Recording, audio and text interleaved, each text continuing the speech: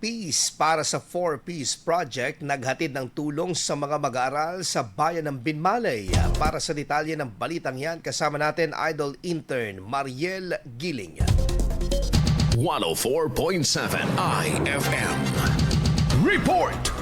Nakinabang ang mga mag-aaral sa Barangay Putotan, Binmalay sa isinagawang The Pencil Point Project o 3Ps para sa 4Ps na layuning suportahan ng mga kabataan sa kanilang pag-aaral. Sa ilalim ng programa, namahagi ng school supplies at toothbrush sa mga bata mula sa komunidad, kabilang ang mga benepisyaryo at hindi benepisyaryo ng Pantawid Pamilyang Pilipino program. Bahagi rin ng aktibidad ng isang values formation session na isinagawa sa pakikipagtulungan ng isang civil society organization na naglalayong magbigay ng gabay at positibong paghubog sa mga kabataan. Sa loob ng 3 araw na programa, tinalakay din ng kahalagahan ng edukasyon at wastong asal bilang pundasyon ng pag-unlad ng mga mag-aaral. Ayon sa mga lokal na pamahalaan, layunin ng inisyatiba na makatulong sa mga mag-aaral sa pagbibigay ng pangunahing gamit sa eskwela at pagpapatibay ng kanilang moralidad. Kasama mo mula rito sa IFM Dagupan, ako si Idol Intern Mariela Giling. Tatak IFM.